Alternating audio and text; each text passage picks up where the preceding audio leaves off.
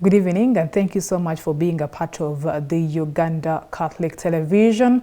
I am Sunday Gloria Aboch, bringing to you stories that have made headlines throughout the week, and we call it a recap of our news. I am Sunday Gloria Aboch once again, and the week started with the Catholic Church's Health Commission that encouraged health facilities to leverage technology in maximizing client-centered approaches as part of boosting quality healthcare services. The chairman of the Health Commission, the Right Reverend Robert Muhira Akiki, said that technology, especially digital healthcare platforms, reduce costs and save time for both patients and providers, rather, by eliminating unnecessary visits, tests and paperwork. This is said as he delivered his keynote address at the Uganda Catholic Medical Bureau and the Uganda Episcopal Conference on Tuesday, as they opened this year's annual health assembly at the Sharing Youth Center in Zambia. Bishop Muhira of Fort Portal says that technology also improves health outcomes and patient satisfaction of providing personalized evidence-based care. Meanwhile, on the second day and closure of the annual health assembly that was held under the theme leveraging technology and innovation to enhance and deliver quality patient-centered health care in the Catholic network, the Uganda Medical Bureau made a clerical call to medical practitioners under its umbrella to leverage technology for quality patient-centered care among Catholic health network professionals, as our reporter Nora Osinde brings us the details. Simple technologies which can be innovative, like getting the phone number of the patient and see that if she or she has come to the hospital and is sick, you get her number, his number, and you can be able to connect after they left the hospital. See, look, you follow the patient at home. But also there are other technologies which are not damn expensive, like the scan machine for pregnant mothers. Even the X-ray is not damn expensive. If people have the X-rays examining some of their cases, it can help them to know their status of being, and they can be informed better and be treated in a better way rather than just touching without properly being examined by machines which are more advanced. Yeah. So those are the things that we're trying to encourage our health facilities to acquire, and so doing, we hope it can help in providing better health services to the sick.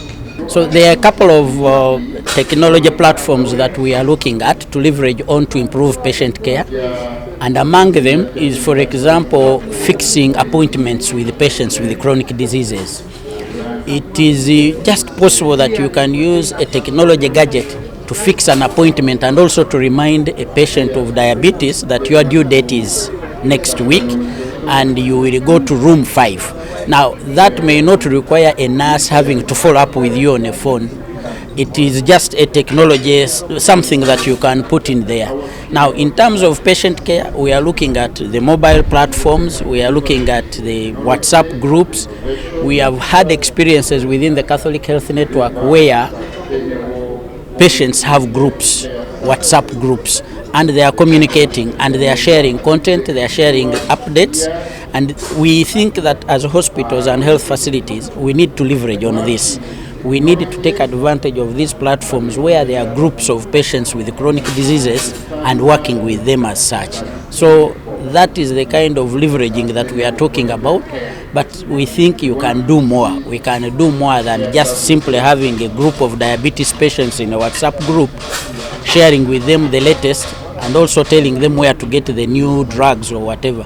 So we think we can do it better, and that's why we are rallying the network, all the facilities and the hospitals to take advantage of this. The Catholic Health Network health facilities generate their income through 4 main sources. The first source is user fees. The second one is support from Government of Uganda through the PHC conditional grant. The third one is donor funding, and the last one is a small bit of the income generating funds. Now, we track the cost and also the pricing based on user fees. And as you may have noted, the cost recovery from the user fees is higher for facilities in the central part of Uganda. Almost all the money they generate in patient fees is plowed back into cost of care, as opposed to facilities, as you noted, in northern parts of Uganda, where between 35 to 40% of the cost is covered by user fees. So the cost recovery from user fees tends to be higher for facilities here because the grants, the donations have reduced in a way. It's very important, government of Uganda, to continue supporting, and I really want to applaud the government. It has been supporting financially. In some instances, government has been supporting the Catholic Health Network, the Protestant Health Network, the Muslim and the Orthodox. The support has come in form of health workers. Some specialized doctors are seconded in these facilities by government. Government pays the salaries, but they are working in these church-founded health facilities. So that is support we appreciate.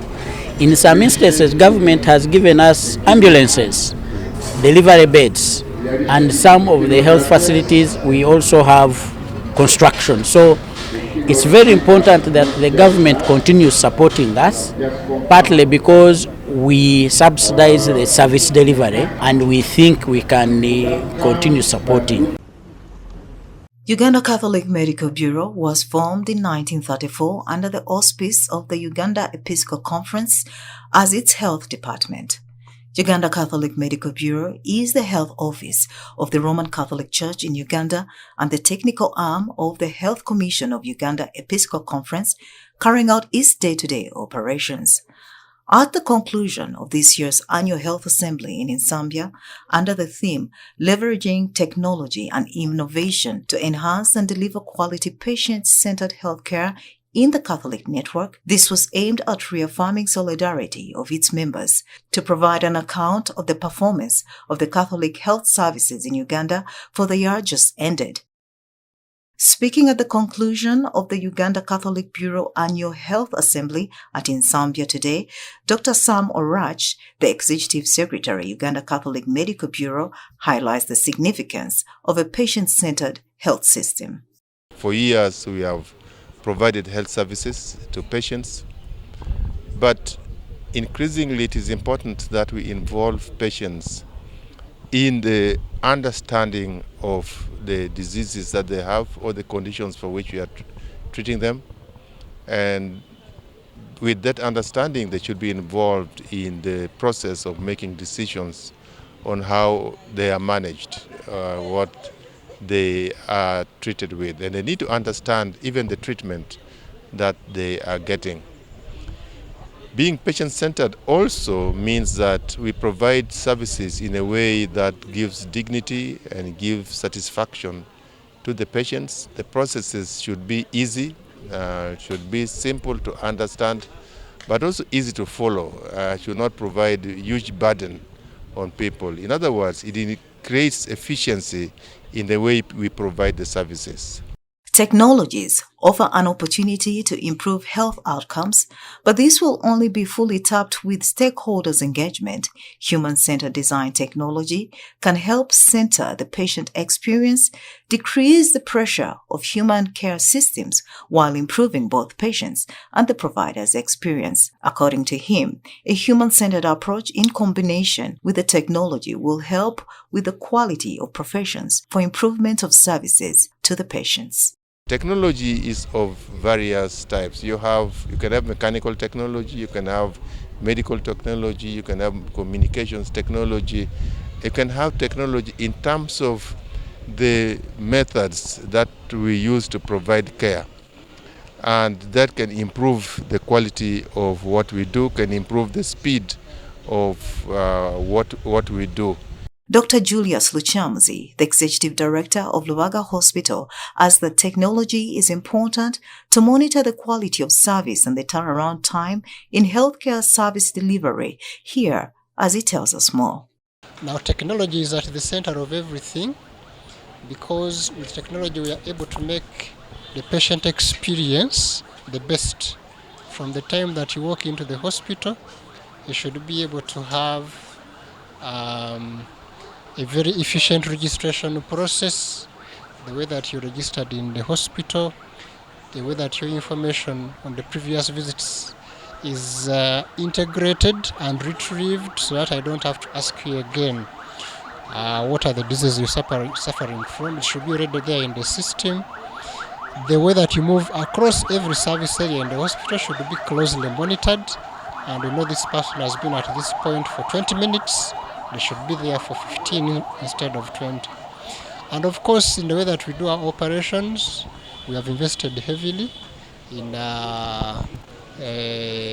contemporary surgical services. We are able to do what we call minimal access surgery, or you can call it keyhole surgery. We are able to undertake surgeries without making the traditional cuts. However, some of the challenges that come with leveraging technology to deliver quality, patient-centered care in Uganda are digital illiteracy and high costs attached to the technologies used. With every technology that you bring on board, the cost goes up. Every time you buy good software to ease patient processes, the cost goes up.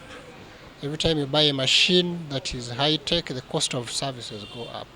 So balancing between quality and cost has always been a problem, because our people want quality services, but at the same time, they don't have enough money to afford it. So the biggest problem that we have is to balance, to get that balance right. Cost versus quality. To have something for everyone, all right? To have a service for everyone. The low middle income, and then the high income categories should be able to come and access care. Dr. Bildad Baguma, the Executive Director, Joint Medical Stores, says it's important to harness technologies of high quality at unaffordable cost to build efficiency and provide a holistic care in the systems. And in this digital era, we are committed and will continue to do a number of things that would enable our facilities to be state-of-the-art, including ensuring that people can get equipment, high-value, high-level equipment, and that they can be used harnessing technology to ensure, for example, if they need to get radiologists, they can get radiology by, remotely, without necessarily having, each hospital to employ its own radiologists. We are working on ensuring that our facilities can access internet so that they are able to report, we're able to link up, know what they need, and provide it to them. In so doing, our purpose is to build efficiency in these systems so that we can provide holistic care to our patients. When we look at technologies to improve healthcare access, first that comes to mind is teleradiology. Teleradiology allows a radiographer at the hospital to take a medical image. Think about it as an X-ray. They take this X-ray. It could be any time of the day. It could be any day of the week, even Sunday. And then this image is uploaded onto our teleradiology platform. It requires a specialized platform because to interpret these medical images, it requires maintenance of the integrity of this picture. So we use this platform that we install free of charge at all facilities with digital medical imaging units, and then we connect them to radiologists both in Uganda and overseas who interpret these medical images and share a consultative radiologist report within 1 hour for urgent cases and within 2 hours for routine cases. The conference will also continue with constructive engagement and partnerships with all stakeholders to ensure quality healthcare to the people of Uganda. Nora Osende, UCTV News. The Uganda People's Congress Party emerged winner in the concluded by-election for Dokolo Woman Member of Parliament seat. The party candidate Sarah Oguti was on Thursday declared winner of the seat that fell vacant after the death of Barbara Cecilia Atimogwal, who died in January from a hospital in India. Oguti garnered 23,044 votes, defeating her closest opponent, Janet Rose Adong Elau of the NRM party, who got 14,001 votes. Oguti was was declared the winner by the Dokolo District Returning Officer Erikwaine Ngowi. Among other contenders was Rosemary Austin Alwach Ogwal of the FDC party, who came third with 8,168 votes, followed by Eunice Akulo Obot, an independent. Harriet Ageno from the NUP party got 727 votes, while another independent candidate, Rebecca Arau, came last with 439 votes. Out of the 48,157 ballots counted, 47,169 were valid votes cast, 988 were rejected, and 49 were spoiled votes. There are 95,683 registered voters in 173 polling stations across the districts of Dokolo. We would like to thank the campaign team for the work well done and preserving or persevering the harsh campaign conditions. We all know with the current climate change, you cannot all stand being in the sun for that long. But our campaign team persevered the heat. If we are feeling the heat in Kampala this hot, you can imagine what is happening in northern Uganda and let alone Dokolo district. The party has carried out a great and successful campaign in which we laid out our manifesto to the electorate. We believe we have the best candidate to better lead the people of Dokolo. Tomorrow, which is the 21st of March 2023, we call upon all stakeholders. Here we are meeting the Independent Electoral Commission, political parties, security agencies, and the candidates themselves to desist from any form of election malpractices, which include unlawful arrest, violence, ballot stuffing, among others. The party president, Honorable Jimmy Akena, has warned and also reassured the people of Dokolo when he said, "We have come here for serious business, which is to win the Dokolo by-election on Thursday, which is tomorrow, the 21st of March 2024. Yet, I will repeat to our voters to be vigilant and report any form of rigging. We have also identified and trained our agents and observers to guard our votes at any cost." And yesterday you saw the news outlets, many of the candidates and the different political party presidents were citing fear of rigging, and others were even saying that there are already signs that the election may be rigged. But as UPC, the same way we protect our vote in Oyam is the same way, or even better, we are going to protect our vote in Dokolo. Therefore, we are calling on all. And now from Parliament, the leader of opposition, Joel Senyonyi, tasked the Inspector General of Government, IGG, not to cowardice and investigate the money frauds in Parliament. Addressing journalists at Parliament, Senyonyi, who is also Nakawa West MP, said this after the IGG, Betty Kamya, said that her office may not be able to investigate the corruption scandals in Parliament because the Auditor General is already undertaking the same. Senyonyi, who is also Nakawa West MP, says that the Auditor General is mainly mandated to audit, not to investigate this kind of situations, thus calling or asking the IGG not to abscond from her duties. I've written to the IGG, Financial Intelligence Authority, DPP, and the Auditor General, asking them to operate within their mandate to investigate matters of financial impropriety and other issues that are happening here at Parliament. Because those entities are put in place by law and mandates, which mandates we expect them to operate within. I saw the Inspector General of Government saying that the Auditor General is investigating and so she's stepping aside. And we are saying, wait a minute, IGG, what exactly are you? Why are you running away from your responsibility? Because the mandate of the IGG is clear. The IGG cannot say that there is somebody else who is investigating, in fact auditing, because the Auditor General audits, of course, as the investigator and so on. But the IGG cannot say, the Auditor General is investigating, so let me step aside. No, do not run away from your responsibilities, except if you're saying you're too scared as well. So there's no law, because the mandate of the IGG is very clear. The mandate of the Auditor General is very clear. There's no overlap.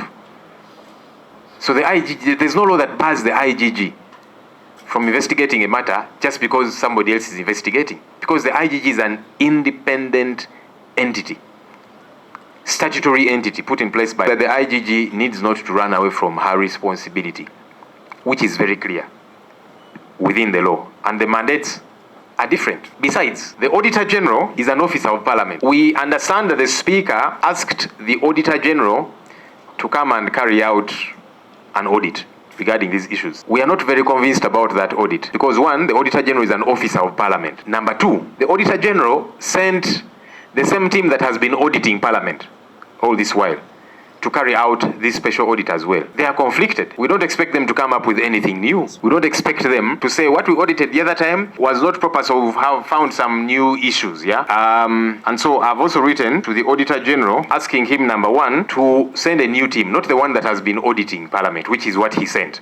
Because we believe that that particular audit team is just going to do window dressing and cleansing. And then the Speaker will flash a report and say, you see, the Auditor General has audited, everything is okay. So we don't believe in that audit by the same team which has been auditing Parliament all this while. There should be a different team. If anything, there should be a forensic audit, because you see, these are billions of shillings that we're talking about. So we are telling the Auditor General, take this audit very seriously, dig deeper. You cannot have that same team that has been coming all the while. And that's one of the letters that I've written to the Auditor General. And in essence, that's why we are telling the IGG, you cannot say the Auditor General is auditing, because the Auditor General is actually part of us. Of course, yes, he has got a legal mandate, but he's part of us. And now that the Speaker has told him do an audit, what guarantee do we have that that will be a proper audit? That won't just be doing window dressing. So we are telling the IGG, please, do not run away from your responsibility. Your mandate is very clear. The Uganda People's Defense Forces alerted Ugandans on a group of Allied Democratic Forces militias that has infiltrated the country with the intention of carrying out terror attacks. Colonel Deo Akiki, the Deputy Defense spokesperson, while addressing press at the Media Center in Kampala on Monday, noted that the group is suspected to be under the command of a notorious ADF commander, Ahmed Mohamed Issa Elias Abu Wakas, a Tanzanian-born bomb expert. He says that others orchestrating the group are Mohamed Issa, Amigo Kibirige, Elias Simba, Mohamed Lumisa, and Nasser Hamidu Diru. In October last year, 10 elements of the ADF terrorists under the command of Kamusi, who was gunned down, and Njovu, who was imprisoned, reportedly infiltrated the country through Kasese district and caused death to tourists, attacked Lubiriha Secondary School, where a number of students were murdered. Intelligence forces have now confirmed that 2 days ago, another group has infiltrated the country with the same mission. This group is suspected to be under the command of a notorious ADF commander, Ahmad Mahmoud Hassan, aka Abu Wakas. This man is a Tanzanian-born ADF expert, and he, along with him, has hatched a plan with Muhammad Issa. This is Muhammad Issa, among the commanders who have recently planned to infiltrate and do acts of terrorism in the area.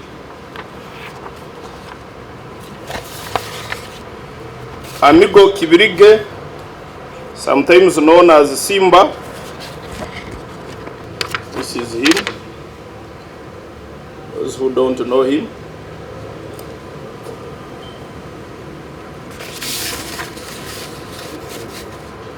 Muhammad Lumisa, get you soft copies of these pictures, and Nasser Hamidu Diru. Nasser Hamidu Diru looks like this.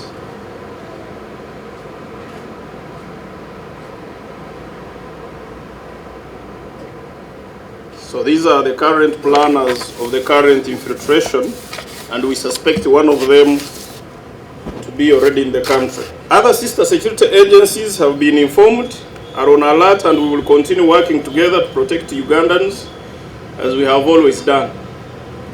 It is simply suicidal for these terrorists to continue making terrorism adventures into the country, and the UPDF and the entire sister forces, together with the people, we shall do all possible to annihilate this group. Having hit hard in areas of Kamanda inside the DRC, ADF has gone on rampage in DRC, killing civilians far away from our joint forces operations areas with the Congolese army, FARDC. The country should know that we are sharing all plans with our counterparts, including some of the proposals the two heads of state of DRC and Uganda shared on employment of LODUs, or commonly known as vigilantes, to stop the current killings in DRC. The public is therefore informed that ADF still harbors the intention of sending terror groups in Uganda, especially urban areas. Also, they plan to send these cells into places of worship, schools, and public gatherings to cause mayhem, as they attempted to do last time. We call upon the citizens to be vigilant, identify and report any suspicious individuals or packages to avoid being victims of ADF terror as we catch up with this current group. The Uganda Police Force on Monday issued safety tips to border riders amid this escalating wave of border robberies and murders across the country. While addressing a press conference at its headquarters in Naguru, the police spokesperson Fred Enanga acknowledged the rise in motorcycle theft and subsequently issued safety measures to contain the situation. Meanwhile, the Traffic and Road Safety Police are to conduct an operation that was announced still last week against drivers and riders without driving licenses in an effort to curb the persistent high road crashes that claim people's lives. This is after the Directorate registered 81 deaths and 381 serious injuries in road accidents that occurred last week from the 10th to the 16th of March 2024. Among the deaths, 35 were pedestrians, 22 were motorcyclists, and 14 were passengers of motorcycles, with accidents at Kibimba along Ganda-Tororo Highway that occurred on the 11th of March, and that of Chankwanzi were the most dangerous accidents last week. According to police, about 80 criminal cases regarding borders, from which 4 border riders lost lives, have been reported during last week. Enanga attributed most of these cases to the border riders' negligence in their line of duty, like operating during late hours, using isolated remote routes, among others, which exposed them to the lurking perpetrators. It is on this ground that he highlighted on the precautionary measures the riders can undertake as an attempt to curbing the vice. If you're working at night, you need to be very assertive. Take time to search the people whom you're transporting, because it helps your life, safeguard your life. It doesn't, it's not an act of shame for you to, if these border riders make it, take a measure of searching people, especially male passengers, during the night, because when they put on these jackets, you can't know what is inside the jacket. A person with a hammer can easily insert it at the back. You have not searched him, you're just taking him. So they really need to come out and be bold. There's no shame in it. It is your life that you really need to protect. And then some of them, because of the attractive rates that are given over long distances at night, somebody gives you money to transport him over a distance of 15 kilometers, 20 kilometers. Even a distance of 5 kilometers is too long. They should be doing short distances. And of course in open areas. If they see that a person is taking them in-road, deep into bushy areas and so on, it is their life. They rather stop and not proceed.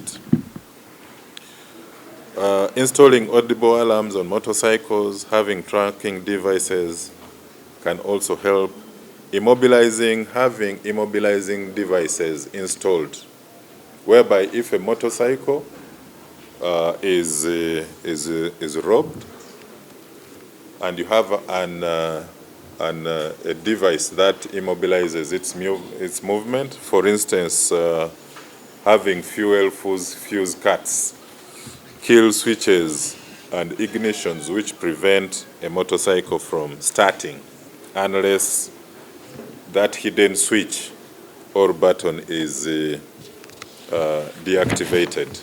On the other hand, he informed the public about the ongoing flying squad operations, which have so far seen about 17 phone dealers and repairers arrested and detained in the course of eliminating phone theft in Kampala. There were a number of dealers who were applying their business at Freeman Building, that is Namirembe Road, Rubaga Division, where 17 suspected phone dealers and phone repairers with suspected stolen phones were rounded up. An assortment of suspected stolen phones were recovered and exhibited. Amongst the suspected phone dealers, we have Edward Kabunga, aged 30, from Kasubi, Muhanji Charles, 25, Kasubi, Mukwano Aaron, 29, from Sajja Alumbwa, Chibuka Zaidi, 27, from Nakwadde, Tumwekwase Augustine, 31, from Buwambo, and others. Also arrested were phone repairers, the ones who actually alter the serial numbers of these phones and come up with the new certifications that are fake. These include Chisegero Clement, 27, Nansana, Kasozi Abdul, 27, Kerezia Zone, Mulindwa, 17, from Naluvule, Cheyago Daniel, 37, from Chitebi, and so on. These individuals are the masterminds who glorify phone thefts because of the ready market that they avail to phone snatchers, muggers, and robbers of all categories.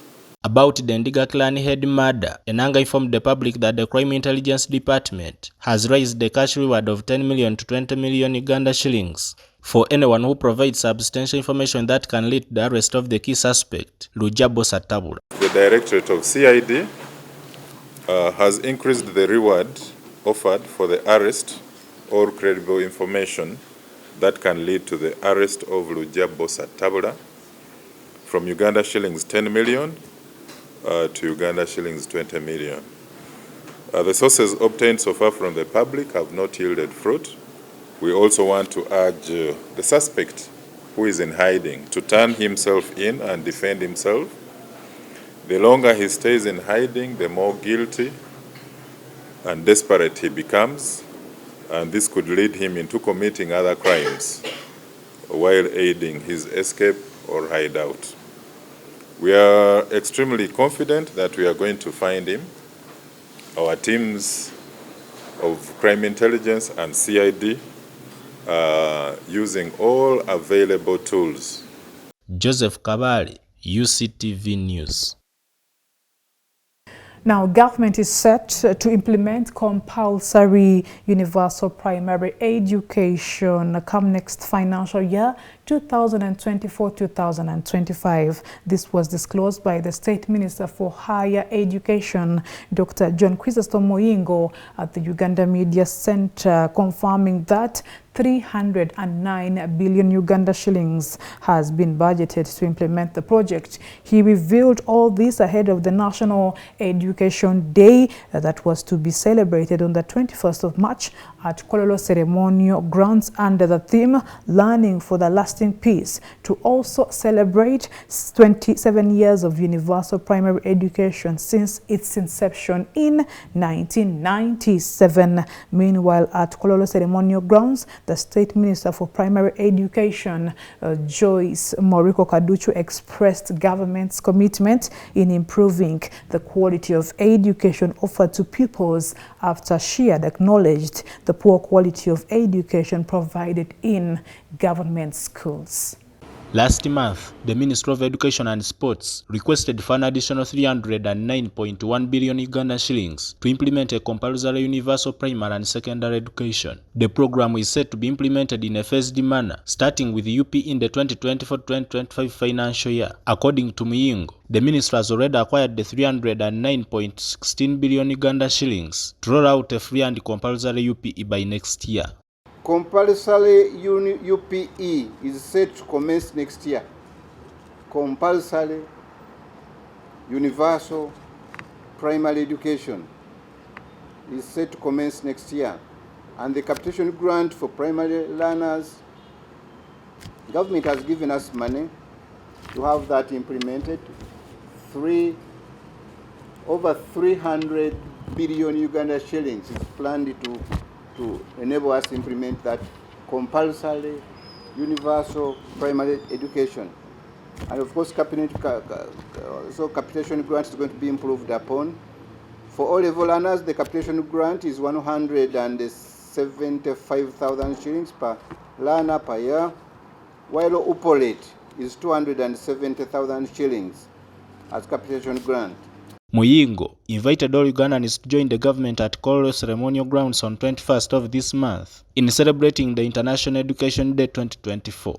The Ministry of Education and Sports, in collaboration with our esteemed stakeholders, extends a formal invitation to join us as we mark this significant day. An exhibition is scheduled for the 20th of March 2024 to showcase the remarkable strides made in the education sector. Highlights will include the progress in our new lower secondary school curriculum, designed to empower students with the skills and knowledge necessary for success in the 21st century. It's very important that all of Ugandans go to be part of that exhibition tomorrow. Furthermore, we will highlight our initiatives in skilling and scholarship programs aimed at promoting a more inclusive and equitable education landscape.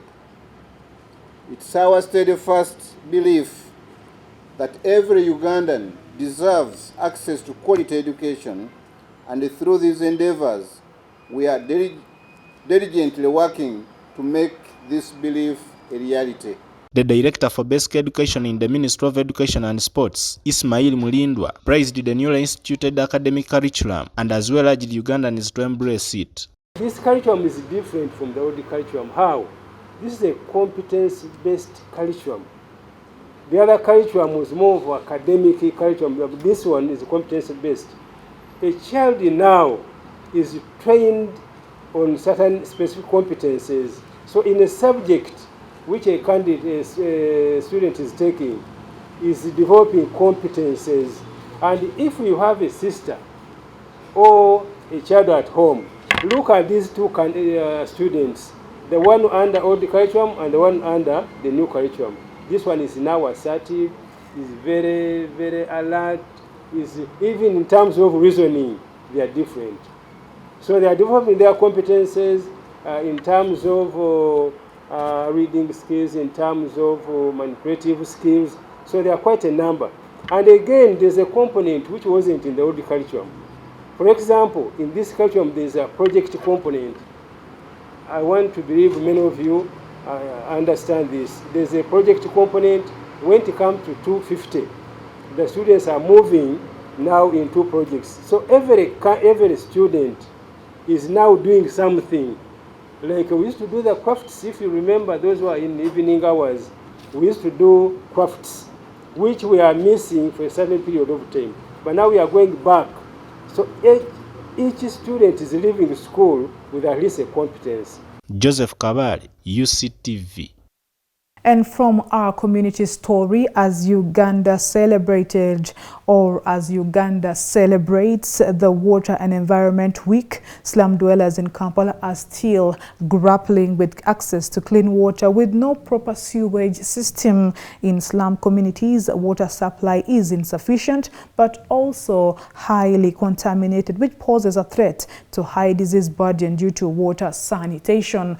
Our reporter Noro Sende interfaced with residents of Mugwanya Zone, one of the slums of Nsambya, and brings us this story. Kampala slums lack access to clean water with no proper sewage systems in most areas, thus posing a serious hazard. Efforts to ease access to water and improve infrastructure have so far been inadequate. Water scarcity and a deficient sewage system are the major challenges Kampala is facing. Speaking to UCTV News, Mayanja Mohammed, the chairman, Mugwanya Zone, a slum in Zambia, says the high cost of water cannot be afforded by some residents in the area, therefore leaving them with limited options. Mazima matuufu government yenu yaleta amazzi aga sente ntono bo bagayita naga NRM ge yaleta nga siringi 10 ngoso okufuna ekidomola kya amazzi ekyo naye ate bana abatasobola kufuna mazzi ago ne bakima kugana ag'okuluzi enzizi abasawo bagenda okukebera basanga amazzi ago nga galimo empitambi olwokuba nti abasimi bana abasima toys nezeno ku nsozi zisuka mu fuuti ezaali badde abazungu ze batugamba fuuti 15 kubanga nze nkuze mu kyali waffe nga bajja waka ne bakubuuza ka 15 okayina nga kitegeeza tosukawo ne bano bagenda okusima toyi bazisima fuuti 5 fuuti 8 kati ekyo kiina challenge nene yekituleetera okwonoona amazzi abantu bali abatasobola kugula mazzi ge bali badde bakozesa kyekizibu kye tuyina. The infrastructure development has not been able to keep pace with the rapid population growth of recent decades. Many people, therefore, rely on alternative shallow wells or other sources of water which are potentially contaminated. I would say we had a problem of water, but currently as we speak we have some 2 wells where we can collect water for those ones who cannot afford tap water. In order to improve service, the National Water and Sewerage Corporation has tried to increase water production, installing efficient water management system and preventing water and sewage links. Amazzi mu kitundu kyaffe tetubadde bubi nnyo olw'ensonga nti baatuleetera bino ebyuma mwe tuteeka tokeni ne tufuna amazzi.